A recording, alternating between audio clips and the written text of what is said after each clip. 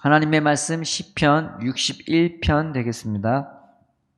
하나님이여 나의 부르짖음을 들으시며 내 기도에 유의하소서. 내 마음이 약해질 때에 땅끝에서부터 주께 부르짖으오리니 나보다 높은 바 위에 나를 인도하소서. 주는 나의 피난처시요 원수를 피하는 견고한 망대이심이니이다.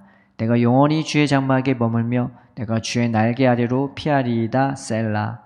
주 하나님이여 주께서 나의 소원을 들으시고 주의 이름을 경외하는 자가 얻을 기업을 내게 주셨나이다. 주께서 왕에게 장수하게 하사 그의 나이가 여러 대에 미치게 하시리이다. 그가 영원히 하나님 앞에서 거주하리니 인자와 진리를 예비하사 그를 보호하소서. 그리하시면 내가 주의 이름을 영원히 찬양하며 매일 나의 소원을 이행하리이다. 아멘. 오늘 본문의 1절에 하나님이여 나의 부르짖음을 들으시며 라고 말이 있죠. 여기서 나오는 부르짖음은 정말로 기뻐서 내가 어쩔 줄 모를 때, 정말 기뻐서 어쩔 줄 모를 때 나도 모르게 터져나오는 그런 외치는 소리를 이 단어가 그렇게 쓰이는 용도로 쓰입니다. 너무나 신나고 기뻐서 즐거워서 와 막 서로 환호성도 지르고 소리 지를 때 있죠. 그때 이 단어를 쓰고요. 반대로 내가 정말로 극한의 상황에 처했을 때, 죽음의 위협에 처했을 때 그때 터져나오는 그 소리도 부르짖음이라는 단어가 쓰이는 것이죠. 예를 들면 불이 났을 때, 누군가 나를 죽이려고 달려올 때 그때 살려주세요 아니면 불이야 그러지 않습니까? 그러니까 정말 급박한 상황, 정말로 내가 죽을 만한 그런 상황에 나오는 부르짖음인 것입니다. 그러니까 늘 하나님 나의 부르짖음은 달라고, 지금 내가 하나님과의 관계가 끊어지거나 뭐 어떻게 됐을 때 그때 나오는 터져 나오는 그런 부르짖음인 것입니다.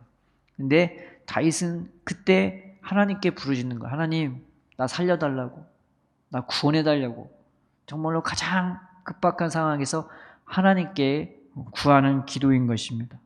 그리고 내 기도에 유의하소서 라고 나오는데 이 기도라는 단어가요, 하나님 앞에 엎드리는 그런 기도를 말하는 거거든요. 보통 기도할 때 쓰이는 단어이긴 한데 보통 기도한다는 말이 내가 하나님 앞에 엎드려지는 거, 주님 앞에 간곡히 매달리는 거. 보통 다 쓰이는 이 기도라는 단어가 주님 앞에 간청하고 매달리고 구하는 그런 기도를 말하는 것입니다. 그래서 내가 가장 급박한 상황에, 내가 가장 죽음의 위협에 처했을 때, 내가 영적으로 죽으려고 하거나 하나님과 멀어진 마음 할 때 하나님 나 살려달라고, 내 마음을 돌이켜달라고, 그때 주님 앞에 메어 달려서 나오는 기도가 바로 1절이 것입니다. 그래도 이때는 힘이 있는 거죠. 그것을 알아챌 때도 있는 거죠. 그러니까 하나님께 부르짖고 하나님께 기도하는 겁니다. 근데 2절에는 그런 힘조차 없는 상황을 말하는 것입니다. 내 마음이 약해질 때에, 이 약해진다는 말이 내가 실신할 정도로 이 심신이 쇠약해질 때, 이때 쓰는 단어가 내 마음이 약해질 때인 것입니다. 무슨 힘이 있겠어요? 온 힘이 다 없어져 갖고 쉬는 말조차 제대로 안 나오는데요. 그래서 이 단어가 언제 많이 쓰여졌냐면, 내가 약해졌을 때 이 단어가 언제 쓰여졌냐면 바벨론이 예루살렘을 에워쌌었어요. 한 2, 3년간 에워쌌는데 거기에 먹을 게 다 떨어졌단 말이죠. 그래서 애들이 먹을 게 없어서 굶어 죽을 지경인 거죠. 바로 그때 쓰인 단어가 이 단어인 겁니다. 무슨 힘이 있겠어요, 아이들이요. 엄마만 부르겠죠. 엄마, 엄마 하고 부를 힘조차 없는 바로 그 상황이 내가 약해질 때, 내 마음이 약해질 때라고 쓰는 표현인 것입니다. 그리고 땅끝에서부터 라는 표현이 있는데 땅끝 다음이 어디예요? 떨어지는 지옥인 겁니다. 절벽인 겁니다. 내가 거기에 대롱대롱 매달려 있는, 거기에 대롱대롱 서 있는, 조금만 툭 밀면 떨어질 만한 그런 상황인 거예요. 그러니까 내 마음이 약해질 때 내가 땅끝에서부터 주께 부르짖는다는 것은 그 일만에 남아있는 그 목소리조차 하나님 앞에 부른다는 것입니다. 이 2절에 부르짖는다는 말은 1절에 부르짖는다는 단어와 틀린 단어입니다. 이것은 그냥 내가 주님을 부른다는 거죠. 근데 계속 반복적으로 내 안에 남아있는 일말의 그 작은 힘조차 주님께 소망을 두고 주님을 부른다는 뜻인 겁니다. 하나님, 하나님, 하나님, 예수님, 예수님, 예수님 이렇게요. 마치 힘없는 어린아이가 엄마 하고 부른 거랑 똑같은 거예요. 그런데 2절에 나보다 높은 바 위에 나를 인도하소서라는 표현이 있죠. 이게 새번역 성경하고 공동번역 성경에는 이렇게 번역이 되었습니다. 하나님, 내 마음이 너무나 약해졌었어. 내가 땅끝에서 주께 부르짖으오니, 내가 주님을 부르오니 내 힘으로 오를 수 없는 바위에 나를 인도해달라고. 지금 나는 힘이 없고 너무나 연약하고 너무나 툭 밀면 떨어질 것 같은 그 자리에 서 있는데, 그런데도 하나님께 소망을 둘 수 있는 거예요. 내 힘으로는 절대 오를 수 없는 저 높은 바위에 나는 지금 여기 있는데 절로 나를 옮겨달라고 기도하는 것입니다. 이게 얼마나 놀라운 소망이에요. 가장 급박한 상황에서도 나를 구원해 줄 수 있고, 너무나 힘이 없고 연약한 툭 밀면 떨어질 것 같은 내 인생의 절망의 구렁텅이에서조차 하나님의 나를 구원해 줄 수 있기에 그 하나님을 부르는 것입니다. 그 일말의 힘만 가지고서도 내가 하나님께 소망을 가질 수 있는 이 다윗의 심령인 것입니다. 이스라엘에게 있어서 이 다윗은요, 하나님 같은 존재였거든요. 자기들은 늘 얻어 터지고 다니고 늘 여기저기에 억압당하고 늘 쫓기는 인생이었었습니다. 그런데 예전에 여호수아 때 그 가나안을 정복했던 그 모습은 온데간데 없이 사라져 버렸어요.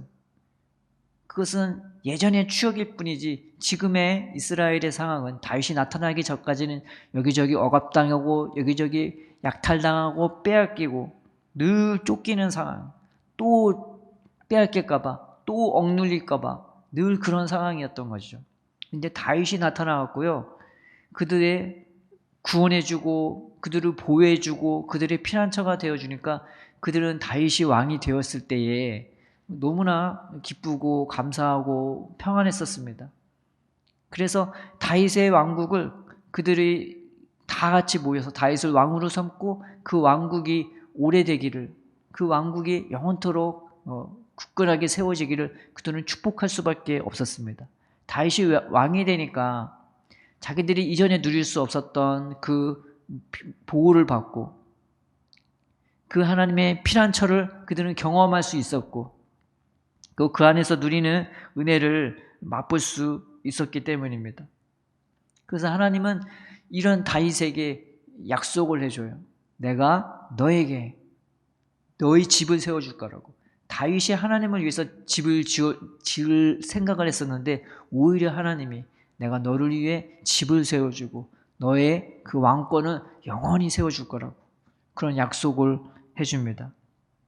이거 얼마나 좋은 은혜였던가. 하나님은 그들을 당신의 나라의 왕국으로 그리고 당신의 집을 하나님이 친히 세워줄 거라고 약속해줬기 때문입니다. 그래서 이것이 우리에겐 소망이 되는 거예요. 하나는 하나님이 내 집을 세워주는 것, 또 하나는 하나님이 나를 왕처럼 세워주는 것.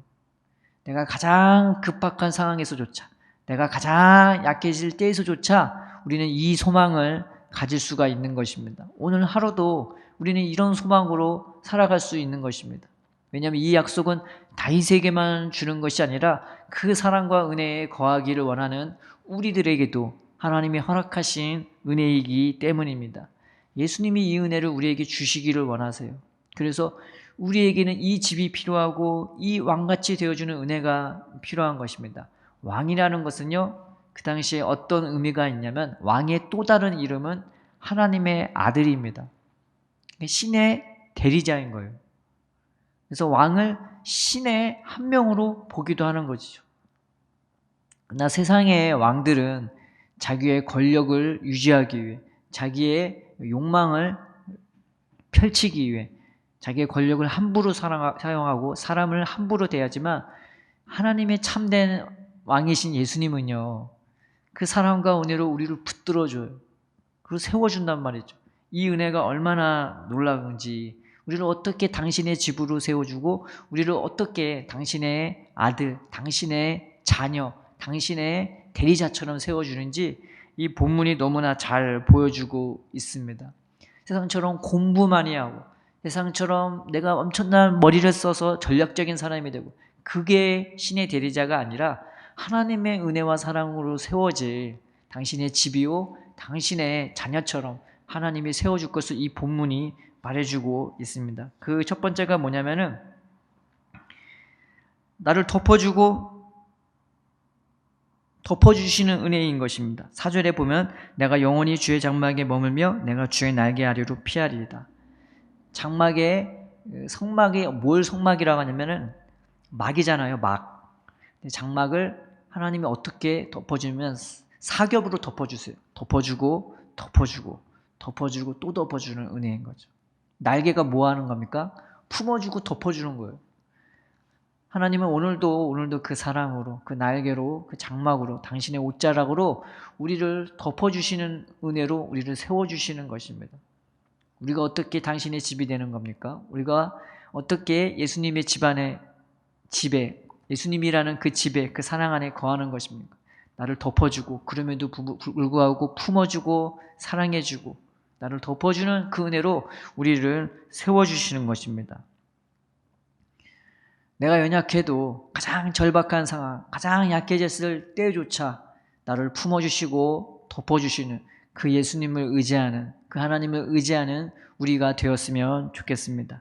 또 하나는 5절에 주의 이름을 경외하는 자가 얻을 기업이라고 했습니다.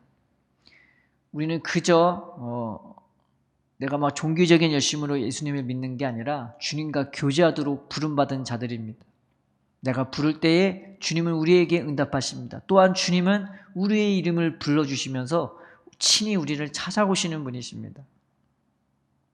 나는 들리지 않는데, 나는 보이지 않는데 믿으시기를 바랍니다. 저 햇빛을 통해서도, 사람을 통해서도, 일상을 통해서도, 예배를 통해서도 하나님이 나와 찾아와 나와 교제해 주심을 믿으시기를 바랍니다. 또 그 이름을 부르시기 바랍니다. 성령께서 내 안에서 역사하시면요, 내 마음이 녹아지고 내 마음이 새로워지고 내 마음이 깨끗해지면 하나님이 나를 얼마나 진실하게 사랑하는지, 얼마나 간곡히 사랑하시는지, 얼마나 신실하게 사랑하는지 이제 그게 보이는 거예요. 내가 부를 때 내가 여기 있다 응답하시는 분은 이 세상에 하나님 한 분밖에 없는 것입니다. 언제나 내 곁에 계시고 언제나 나를 보고 계시고 언제나 나와 함께 하시는 이 은혜가 우리를 당신의 집으로 세워주고 당신의 자녀처럼 세워주는 것입니다. 그러니 내가 가장 절박한 상황에 있을 때라도, 그리고 내가 약해졌을 때라도 우리가 주님의 이름을 부르시기를 바랍니다. 세 번째는 어떤 은혜가 있냐? 나를 영원히 하나님 앞에서 거주하리니 7절에 그렇게 나와요. 늘 하나님 사랑 안에 거하게 만들어 주십니다. 주님이 늘 나의 거처가 되고 내 마음의 거처가 되게 주님이 늘 우리를 붙들어 주는 겁니다. 우리가 예수님 안에 그렇게 거했으면 좋겠습니다. 그 사랑 안에, 은혜 안에, 늘 주의 얼굴빛 안에서 나를 여전히 사랑하시고 나와 여전히 함께 하시는 그 주님과 동행하는 은혜로 살아가는 저와 여러분 되기를 주의 이름으로 축원합니다. 네 번째는 인자와 진리를 예비하사 그를 보호하소서라고 나와 있습니다. 이 인자와 진리는 그냥 그때그때마다 부어지는 은혜가 아니라 나를 위해서 준비된 그 인자와 진리를 얘기하는 것입니다. 하나님이 얼마나 사랑으로 쌓아놨는지, 하나님이 얼마나 준비되어서 정성스럽게 나를 위해 준비하시는지, 그 준비된 은혜와 사랑으로, 그 준비된 신실함으로, 성실함으로 나를 보호해 준다는 것입니다. 이건 세상에 해줄 수 있는 게 아닙니다. 돈 있다고 되는 거 아니고, 세상적인 지식이 있다고 되는 게 아니고, 세상적인 내가 살 동안 영원히 떵떵거리면서 살 만한 권력과 지식과 뭐 부귀가 있다고 되는 것이 아닙니다. 이거는 하나님만이 해줄 수 있는 보호인 겁니다. 준비된 인자, 준비된 진실하심, 그 진리와 인자, 은혜와 사랑, 신실함과 성실함으로 주께서 우리를 보호해 준다는 것입니다.